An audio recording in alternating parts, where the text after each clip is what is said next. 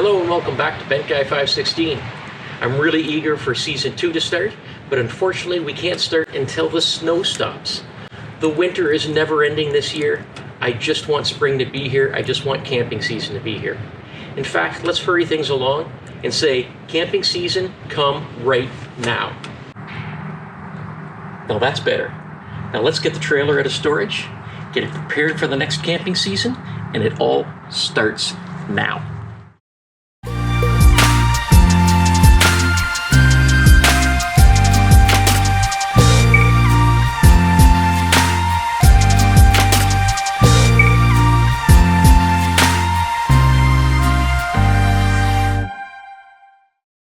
In this video, we're going to be going over these topics for de-winterizing your travel trailer. Preparing to tow. We have to retrieve our travel trailer from a storage facility and bring it home. So you have to have it ready to travel down the road. Inspecting. Checking the trailer for any damage that may have happened while in storage. Roof repair. While doing the inspection, I found some cracked caulking on the roof, so we repaired that. Cleaning. The rubber roof, the outer shell of the trailer, and the vinyl awning and tip out. Lubricating. Basically anything that slides or has a hinge needs to be lubricated. Testing. That's the various systems in the trailer and the alarms. And finally, sanitizing the water system. It's no fun camping and getting a stomach bug because of a dirty water system. So let's get right to it, preparing to tow. In the off-season, we store our trailer just outside of town at a farm. It is under a roof, and it is protected from all sides by either wall or another trailer, and we found it is a great place to keep the trailer. While it is not truly indoors, it's pretty close to it, and it's a little cheaper. What we have to do is go pick up the trailer and bring it home so we can do the full de-winterization. So the first thing we have to do is prepare it for towing. The first step is to do a walk around the trailer and just make sure everything looks good. If you've put anything in any vents or anything like that to prevent critters from getting in, take those out because you don't want them blowing out while going down the highway and littering. You then want to check the tire pressure. Ours were a little low, so we had to put air in each of the tires. Now it is normal to lose tire pressure when the tires are not in use, especially over winter. So all your tires will likely have to be topped up. While you're filling up the tires, you may as well bring out your torque wrench and torque up all the lug nuts to ensure that they're snug. Make sure you follow the manufacturer specifications as to how tight they should be torqued. Our trailer says 100 foot-pounds. You can usually find this on a label on the outside of your trailer.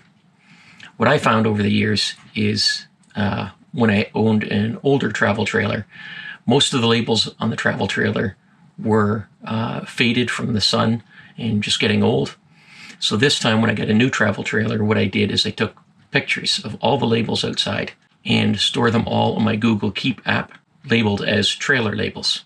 That way, if they fade or whatever, it doesn't really matter. I know what they all said when they were new. The label that says 100 foot-pounds is definitely faded right now. It can't be read. Actually, that faded within the first year because the foot-pounds was just written in by the technician. Then you want to put the battery in and hook it up. The battery at this stage is important because, number one, I have a power jack and it powers the jack to go up and down so I can hook up the trailer. And number two, it is the brake system for the trailer when traveling down the road. So if the trailer was to disconnect and the trailer brake latch came undone, the trailer brakes are supposed to all come on to stop the trailer so it doesn't continue rolling down the highway. Now that can only be done when there's a battery in the trailer. So you need to make sure you hook up the battery at this stage. Before installing the battery, I hope you did a little bit of preparation. The battery should not have been kept in the unit over the winter. I store mine on a shelf in the basement, so it's temperature controlled. There's no way it's going to freeze. You want to keep your battery charged over the winter, I use a trickle charger. Now that can be used by leaving it attached to the battery during the entire off season, keeping it topped up. As it is a smart trickle charger, it won't overcharge the battery. Or what I normally do is every couple of months, I attach the trickle charger to the battery and leave it on for a couple of days to top it up. Now, before you charge a battery, you want to make sure you're not going to cause any damage to it. So you need to open up the top of the battery and have a look in the holes to check for the fluid level. You'll see inside there's some metal fins. They should be completely covered by the water in the battery. If they're not covered, add a little bit of distilled water in each hole, just enough to cover the fins. You don't want to fill up the holes. And make sure you use distilled water, not regular tap water. Regular tap water can cause damage as it has a lot of minerals. So when you're ready to install the battery, it's fully charged and ready to go. Now you're ready to hook up and tow your trailer home. Once at home, the first thing I like to do is get up on the roof and inspect it for damage. You want to go all over the roof and check all the caulking, around all the vents, around the air conditioning, the shower dome, everything. You're looking for cracking. If there's any cracking in the caulking, you want to get that covered up. Now, while I was inspecting, I noticed that there's some cracking in the caulking around the refrigerator vent. So the first thing I wanted to do was clean the entire roof. I use a rubber roof cleaner and a sponge mop, and I follow the instructions on the bottle. You work in small areas at a time, first wetting the roof and then sponging the diluted solution onto the roof and then washing it all off with water. Once things are cleaner, I can do a more thorough inspection of the roof. Before going any further, I wanted to repair that caulking, and I need to get it fixed before the rain comes.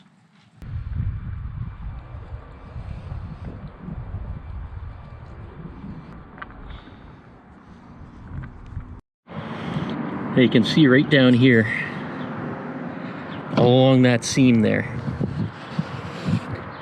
it's all cracked. So I need to put some caulking in that area. Seems to do it around on this end too, so I'm going to caulk most of the way around that.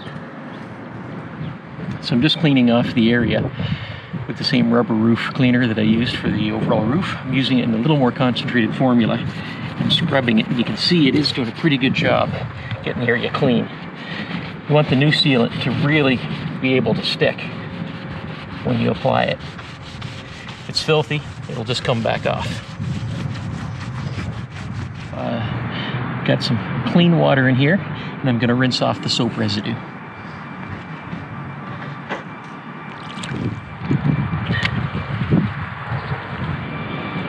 The next step is going to be to caulk the roof. I'm using a Dicor self-leveling sealant with the color tan because I got a tan roof. Use self-leveling on the roof. You don't have to press it down with your fingers or smooth it out or anything. You just put it down a fairly thick bead and it just spreads out and fills the spots evenly. A few moments later.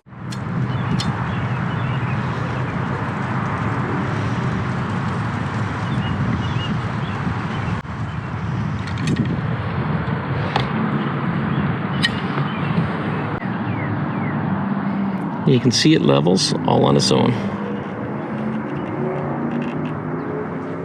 Next we move on to washing the outside shell of the trailer. I usually start by pressure washing the main dirt off. When using a pressure washer, I use the nozzle that doesn't apply a lot of pressure. I just want to wash the dirt off. I really don't want to cause any damage to the finish or to any of the sealants. After I get the main dirt off, I put the RV wash in a bucket of water, and I use a brush and brush the exterior of the trailer. Once that's done, I rinse it all off again. Then it's time to do the awning and tip out. They're both vinyl, and I use a vinyl cleaner for that. Again, I start with the pressure washer and just rinse off the main dirt with the pressure washer, and then use the cleaner in a bucket of water and the sponge mop to rub the cleaner in and get a lot of the dirt off. Now the trick is, at this stage, you want to roll it up and keep all the soap in it for 10 or 15 minutes before opening back up again and rinsing it all off.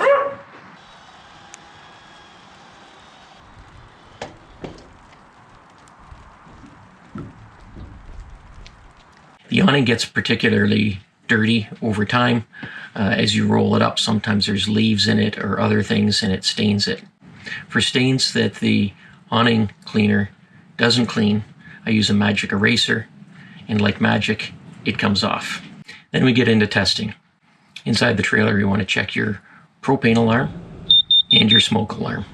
Then you want to test your propane system, turn on your propane tanks, and wait there for a couple of minutes to see if you detect the odor of any propane. If there is, turn off the tanks, and you're going to have to do some more testing. A simple way of doing that is using a spray bottle with soapy water in it and spraying it on the joints to see if any bubbles appear. Wherever the bubbles appear, that's where the propane is leaking from. Now, I didn't have an issue with any leaking propane, so I didn't have to do that. Then go inside the trailer and see if you notice the odor of any propane. If not, then you can check the burners on the stove to make sure they're working. Test your control panel that shows the battery, freshwater tank, gray water tank, and black water tank. Make sure all the lights are working on that. And then check your thermostat. Run it on the fan, run it on the furnace, make sure they're working. Unfortunately, I can't test the air conditioning here because I'm not plugged into 30 amp service. I'll have to test that at the campsite. Now we test the refrigerator. Over the winter time, we put these clips on it to prevent the doors from closing. So if they do close, you can get a mold buildup. So we can take off these clips.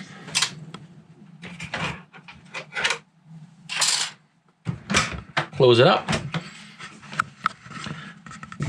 We'll turn it on. It's on auto, so it will run off electricity right now.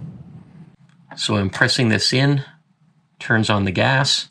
Now, if you listen very carefully, you probably won't be able to hear it on the video. You'll hear the igniter. It's a clicking sound. It'll go click, click, click, click, click until it actually ignites. And then you'll hear the flame and the propane. You do have to listen very carefully for that. It has ignited now, and you can see the check light is off. The auto light is off. The fridge is going right now. Press that back in, goes back to auto. So it looks like the fridge is working right now. And that brings us to lubrication.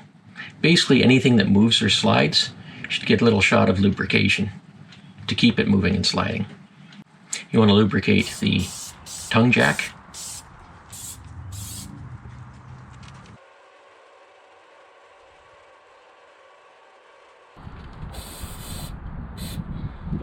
the stabilizing jacks, the slide out system,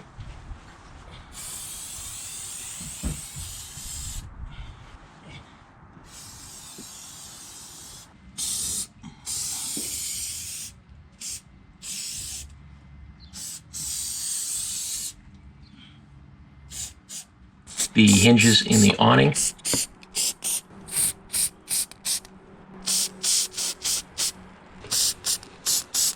as well as the hinges on the doors and steps.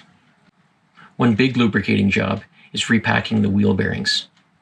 Now, I don't feel confident in my abilities to repack the wheel bearings, so I take it to the professionals to do that.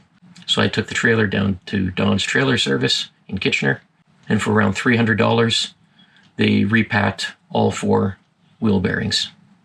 The experts say that the wheel bearings on a travel trailer should be inspected and repacked at least once a year or every 25,000 kilometers, whichever comes first.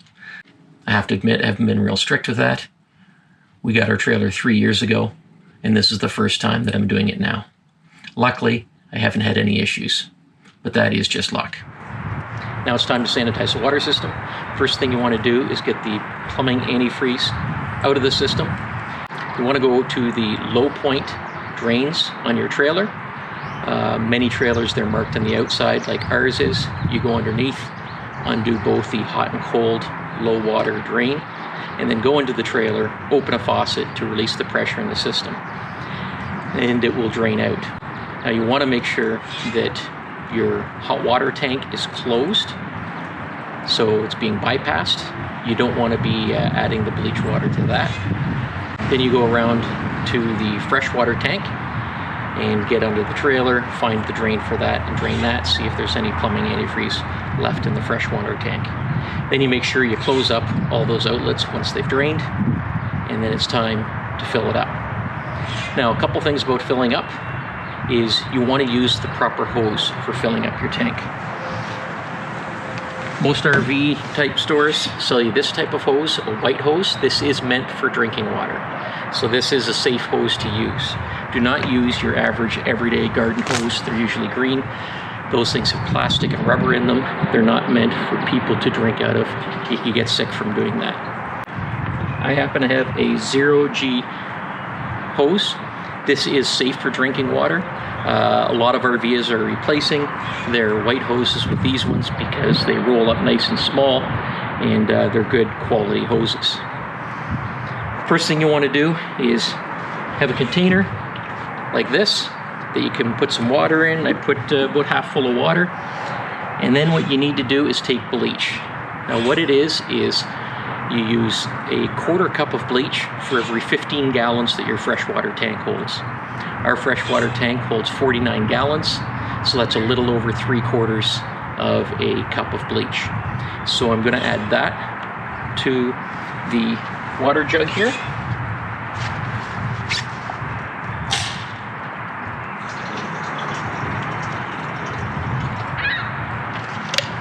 And then I'm going to dump this into the freshwater tank. After that, I'm going to fill up the freshwater tank.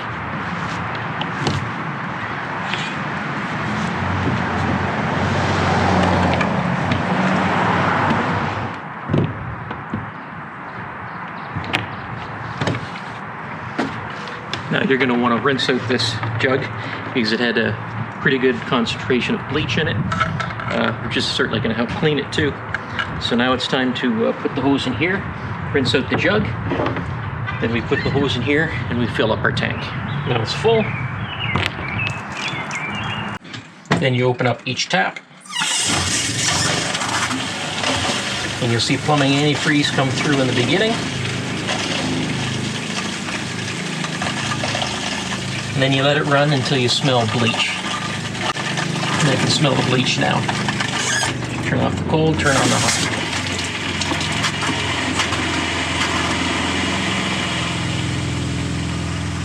Again, that pink stuff is the plumbing antifreeze.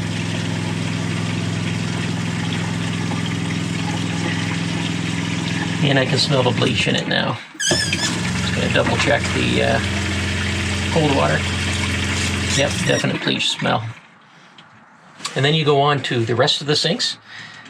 The bathroom sink, and flush the toilet several times, and then do the shower.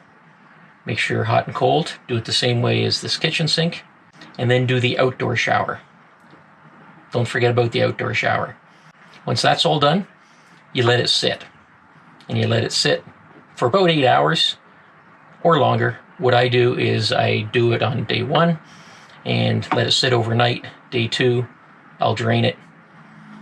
And usually I get 12, 16 hours of the water being in there. And I think that's a good amount of time to really sanitize the system well. It's been about 16 hours. The bleach water's been sitting in there sanitizing the system. Now it's time to drain it, put it in some fresh water, and drain that. Turn off the water pump, and now you can start draining the tanks. Starting with the fresh water tank, and at the same time, to speed along the process, you can do the low water, hot and cold. Now it's time to fill up the fresh water tank. Once it's full, go around and just like before, open up all the taps one at a time and run water through. This time I'd run water through for a couple minutes on each tap, just to make sure that all the bleach is out of the piping. Now we want to fill up the water tank. So what we have to do is close the bypass and open up the hot and cold water lines. That's the bypass right there. We've closed it. The hot water line is now open, and the cold water line, it's hard to get to, but it's now open. And now we can fill up the hot water tank. Now I turn on the pump and the hot water tank will fill. You can hear the pump going on. It'll go on for a little bit. It takes a while to fill that tank. While it's filling, you can check for leaking. Right here, there is no leaking there. While it's filling, I like to release the air out of there, which allows the water to go in more easily. If you leave that open, you'll know when it's full when the water starts coming out.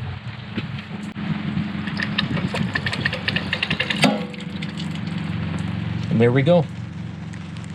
It's full. To drain it, turn off the water pump, release this valve to release the pressure inside. Use a ratchet and pull out the plug and all the water will be coming out. It's a good way to rinse it out. This particular model doesn't have an anode rod. This is just a screw-in plug, so there's no rod to check. The ones with an anode rod, you want to check the anode rod to make sure there's still material on it so it can work correctly.